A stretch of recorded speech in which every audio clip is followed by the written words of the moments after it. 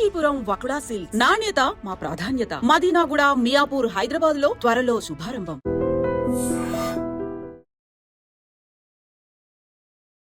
Hi hello నమస్తే, welcome back to iDream media. ఈరోజు మనతో ఉన్నారు amphi certified mutual fund distributor అయిన శ్రీనివాస్ రెడ్డి గారు.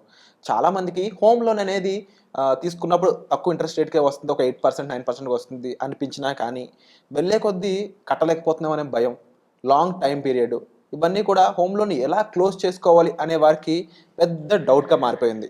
అయితే మీ అందరి కోసం ఈ ఎపిసోడ్ చివరి వరకు చూడండి, హోమ్ లోన్ ఎంత తెలివిగా క్లోజ్ చేసుకోవచ్చు అనేది. నమస్కారం సార్. నమస్తే విరాట్. సార్, అంటే మోస్ట్లీ శాలరీడ్ పర్సన్స్ ఎవరైతే ఉంటారో ఈజీగా వాళ్ళకి హోమ్ లోన్ అనేది ఆప్షన్లా కనిపిస్తుంది ఒక ఇల్లు కొనుక్కోవడానికి. అదని కాకపోయినా ఇప్పుడున్న టైంలో చాలామంది ఒక ఇల్లు కట్టాలి అంటే మాత్రం లోన్కే వెళ్తున్నారు. సో ఒక 30% వరకు, 20-30% మధ్యలో డౌన్ పేమెంట్ క్లోజ్ చేసుకుని మిగిలినంత లోన్కి వెళ్ళిపోతున్నారు. ప్రాబ్లం ఎక్కడ వస్తుందంటే వాళ్ళకి long time period, every month ఇంత కడుతున్నాను నేను బ్యాంక్కి అనే ఒక సిస్టమ్ మైండ్లో ఇబ్బంది పెట్టేస్తుంది అనమాట. దీనికి త్వరగా క్లోజ్ చేసుకోవాలి, త్వరగా ఎలా క్లోజ్ చేసుకోవాలి, స్ట్రాటజీస్ ఏమున్నాయి, ముఖ్యంగా మ్యూచువల్ ఫండ్స్ ద్వారా ఎలా క్లోజ్ చేసుకోవాలని కూడా కొంతమంది స్పెసిఫిక్గా అడుగుతున్నారు. సో అసలు ఈ హోమ్ లోన్ ఎలా ఉంటుంది, ఓవరాల్ ప్రొసీజర్, దీన్ని ఎలా క్లోజ్ చేసుకోవాలి మ్యూచువల్ ఫండ్స్ ద్వారా కాస్త చెప్తారు? సహజంగా విరాట్, మీరు అడిగిన క్వశ్చన్ అయితే ఇవాళ అందరికీ ఉన్న ఒక పర్ఫెక్షన్ ఏంటంటే హోమ్ లోన్ తీసుకునేటప్పుడు అందరూ హ్యాపీగా తీసుకుంటాం. ఎందుకంటే ఒక ప్రాపర్టీని బై చేస్తున్నాం, అది లైఫ్ టైం అచీవ్మెంట్ చాలామందికి కూడా.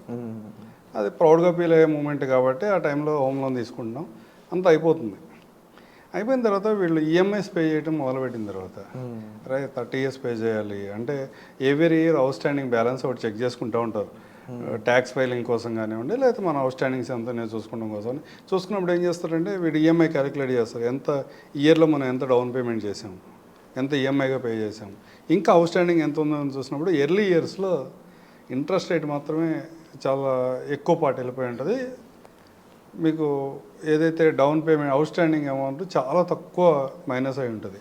అంటే పే చేసిన అమౌంట్ చాలా ఎక్కువగానే కనపడుతూ ఉంటుంది అప్పటికి కూడా. అలాంటి సందర్భాల్లో వీళ్ళందరూ ఫీల్ అయ్యేది ఏంటంటే రేపు మనం పే చేసే అమౌంట్ అంతా ఇంట్రెస్ట్కి వెళ్ళిపోతుంది, మన అవుట్ స్టాండింగ్ తగ్గట్లేదని భయపడుతూ ఉంటారు. కానీ డిప్రిషియేటివ్ మోడ్లో లోన్ క్యాలిక్యులేట్ జరుగుతుంది, ఈఎంఐ క్యాలిక్యులేషన్ జరుగుతుంది. మీ దగ్గర మీరు ఏదైతే సర్టెన్ పీరియడ్ కోసము 7%, 8% ఏదైతే తీసుకుంటామని మీకుతో అగ్రిమెంట్ ఉందో దాని ప్రకారం మీరు తీసుకుంటారు. కానీ ఏ బ్యాంకర్ కూడా మీ దగ్గర ఎక్కువ తీసుకోవట్లేదు. కాకపోతే రీసెంట్ సినారీలో ఒక 3-4 years నుంచి మన ఎకానమీలో జరిగిన చేంజెస్ వల్ల, లేకపోతే ఓవరాల్ ఇన్ఫ్లేషన్ వల్ల ఇంట్రెస్ట్ రేట్స్ పెరిగినాయి. అరౌండ్ 3 years బ్యాక్ 6.5 ఉంటే ఇవాళ దగ్గర 8.5%కి వెళ్ళింది. 2% పెరిగేపాటికి మీ ఈఎంఐ టెన్యూర్ అన్నది దగ్గర ఒక 5 to 7 years వరకు ఇంక్రీజ్ అయింది, depends on based on calculations. ఇవన్నీ చూసుకున్న తర్వాత ఏమవుతుందో రే మనం 30 years అనుకున్నాం, ఇదే 35-37 yearsకి వెళ్ళింది కానీ ఫీల్ అవుతున్నాం. కానీ ఇంట్రెస్ట్ రేట్స్ అనేవి ఎప్పుడూ ఇలాగే ఉండవు. ఆర్బీఐ సెంట్రల్ బ్యాంక్ నుంచి రీసెంట్ రేట్ కట్ ఒకటి వచ్చింది, కొంత తగ్గించారు. నెక్స్ట్ క్వార్టర్లో కూడా సెంట్రల్ బ్యాంక్స్ నుంచి, ఆర్బీఐ నుంచి రేట్ కట్ వచ్చే అవకాశం ఉంది. అప్పుడు కూడా ఇంట్రెస్ట్ రేట్ తగ్గుతుంది, అప్పుడు మీ 10 year కొంత తగ్గడానికి అవకాశం ఉంది. వీటన్నిటిని పక్కన పెడితే అసలు రెగ్యులర్గా మనం ఒక 20 years కోసం ఒక హోమ్ లోన్ తీసుకుందాం, 20 years తర్వాత మనం హోమ్ లోన్ క్లోజ్ చేసుకుందామని అనుకునే వాళ్ళకి సాఫీగా ఈఎంఐ వెళ్ళిపోతూ ఉంటుంది. అట్లా కాదు, నేను కొంత ఎర్లీగానే క్లోజ్ చేయాలి అనుకునే కాన్సెప్ట్తో ఉన్న వాళ్ళు ఏంటంటే వాళ్ళు కొంచెం హ్యూజ్ అమౌంట్స్ ఉన్న వాళ్ళందరూ కూడా దాంట్లో ప్రిన్సిపల్ అమౌంట్లో యాడ్ చేసుకుంటూ వెళ్ళి 10 years తగ్గించుకుంటారు. ఇది ఒక మార్గం, అది సహజంగా అందరూ చేసేదే. ఎవరికైతే ఫండ్స్ అవైలబిలిటీ ఉన్నాయో వాళ్ళందరూ చేసే మార్గం. అట్లా కాదు, నాకు మంత్లీ శాలరీనే వస్తుంది, నాకు 10,000-15,000 రూపాయలు మాత్రమే ఎక్స్ట్రా ఉంటుంది, ఆ 10,000-15,000 రూపాయలతో కూడా నేను ఎర్లీగా ఎట్లా క్లోజ్ చేసుకోవాలి అనే కాన్సెప్ట్ వస్తే, ఎవరైనా ఒక పర్సన్ కనుక ఒక 50 లక్షల రూపాయలు 20 సంవత్సరాల కోసం లోన్ తీసుకున్నాడు అనుకుందాం, దగ్గర అతనికి ఒక 38,000-39,000 వరకు ఈఎంఐ వస్తుంది. 20 years కంటిన్యూగా పే చేసుకుంటూ వెళ్ళాలి, 28th yearకి వచ్చేపాటికి ప్రాపర్టీని ఇది అవుతుంది. అట్లా కాదు, నేను ఒక 10 yearsలోనే ఈ హోమ్ లోన్ క్లోజ్ చేసుకోవాలి అనుకుంటే కనుక దగ్గర అతను ఒక 20,000 rupees per month extra pay చేయగలిగితే అతను హోమ్ లోన్ 10 yearsలోనే క్లోజ్ చేసుకోవచ్చు. ఎట్లా ఈ క్యాలిక్యులేషన్ ఎట్లా జరుగుతుంది అంటే, మీరు ఏదైతే ఈ 20,000 కనుక ఒక డైవర్సిఫైడ్ ఈక్విటీ మ్యూచువల్ ఫండ్లో కనుక మీరు ఎస్ఐపి త్రూ ఇన్వెస్ట్ చేస్తే మీ ఎస్ఐపి రిటర్న్ 12 to 13% వచ్చినట్లయితే 10 సంవత్సరాల తర్వాత మీ అవుట్ స్టాండింగ్కి ఎస్ఐపి రిటర్న్ రెండు ఈక్వల్ అవుతాయి. ఈక్వల్ అయినప్పుడు అప్పుడు మీకు ఛాన్స్ ఈఎంఐని మనం మేనేజ్ చేసుకోగలుగుతున్నాం అన్నప్పుడు ఈ ఎస్ఐపిని కూడా కంటిన్యూ చేసుకుంటూ వెళ్తారు లాంగ్ టర్మ్కి. అట్లా కాదు ఈ అడావుడు అంత ఎందుకు ఈ మేనేజ్ చేయడం అనే ఆ కాన్సెప్ట్ వద్దు అనుకున్నప్పుడు ఈ 10 years తర్వాత మీ ఎస్ఐపిని క్లోజ్ చేసుకుంటే ఓకే, మీకు 10 years తర్వాత ఆటోమేటిక్గా ఏదైతే అవుట్ స్టాండింగ్ ఉందో దాన్ని క్లోజ్ చేసుకోవచ్చు. అంత అమౌంట్ క్రియేట్ అవుతుంది. అంత అమౌంట్ క్రియేట్ మేము ఇది 12% క్యాలిక్యులేట్ చేసి మాత్రమే చెప్తున్నా.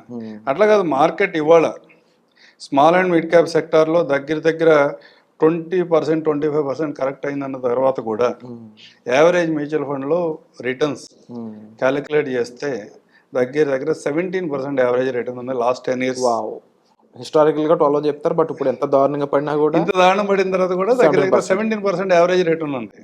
ఈక్విటీలో ఉన్న మల్టీ క్యాప్ స్ట్రాటజీలో కానీ మిడ్ క్యాప్ స్ట్రాటజీలో కానీ అలాంటి వాటిలో ఇన్వెస్ట్ చేస్తాయి. అలాంటి వాటిలో ఇన్వెస్ట్ చేసిన ఫండ్స్ కనుక మీరు అలాంటి ఫండ్స్లో కనుక మీరు ఇన్వెస్ట్మెంట్ జరుగుండి మీరు 10 yearsలో క్లోజ్ చేసుకోవాలనుకున్నప్పుడు మీకు జస్ట్ 16,000 రూపాయలు ఎస్ఐపి చేసినట్టయితే మీరు క్లోజ్ చేసుకోవడానికి అవకాశం ఉంటుంది. ఇంతకుముందు 12% రిటర్న్ దగ్గర అయితే కనుక మీరు 20,000 ఇయర్లీ చేయాలి.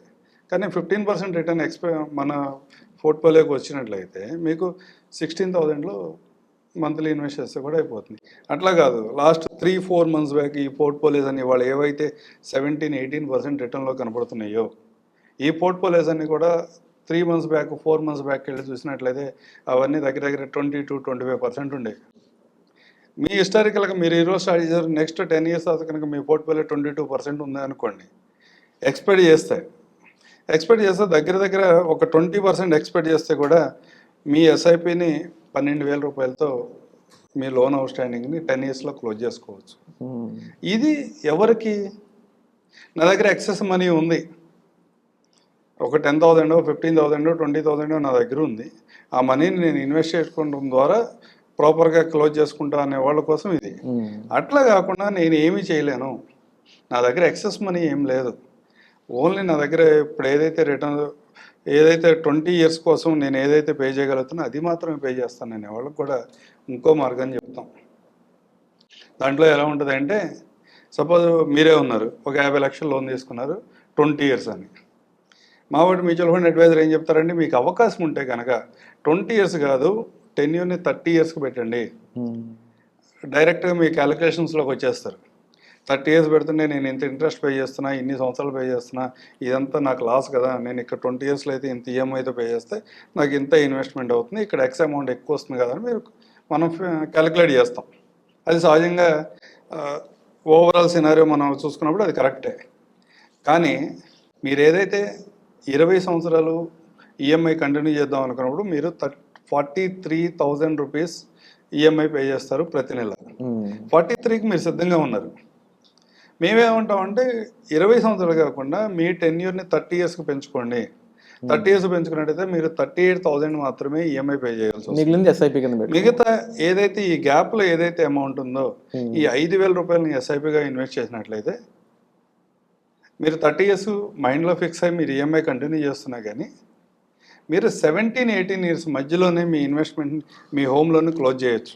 ఈ ఇన్వెస్ట్మెంట్ కారణంగా అంటే మీరు ఐడియల్గా 20 years పే చేయడానికి సిద్ధంగా ఉన్నారు, మీరు ఎక్స్ట్రా ఎఫర్ట్స్ ఏం పెడతలేదు, ఏం పెట్టకుండా కూడా మీరు ఒక 3-4 సంవత్సరాల ముందుకు జరపవచ్చు. ఇది 12% క్యాలిక్యులేట్ చేసుకున్నప్పుడు, మీ ఎస్ఐపి రిటర్న్ 12% క్యాలిక్యులేట్ చేసుకున్నప్పుడు మాత్రమే.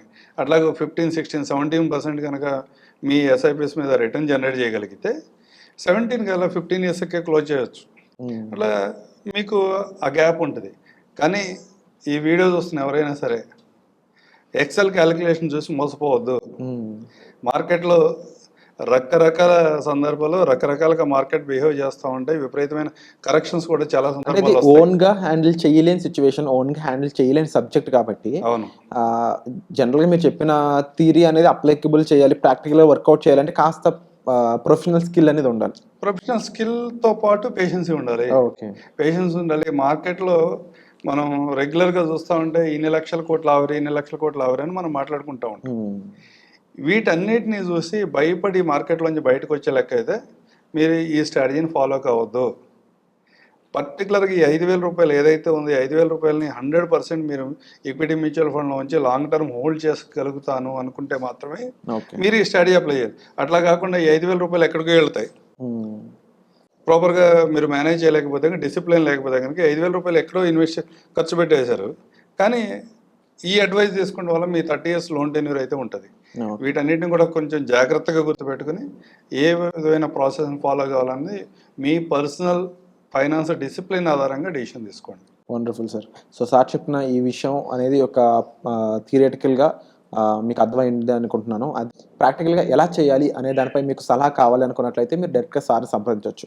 సో వచ్చే ఎపిసోడ్లో మళ్ళీ కలుద్దాం. శ్రీనివాస్ రెడ్డి గారి దగ్గర నుంచి ఎటువంటి ఎపిసోడ్స్ మీరు ఎక్స్పెక్ట్ చేస్తున్నారో కామెంట్ సెక్షన్లో మెన్షన్ చేసినట్లయితే అలాంటి ఎపిసోడ్ని మీ ముందుకు తీసుకొచ్చే ప్రయత్నం చేస్తాం. Thank you so much. Thank you Virat గారు.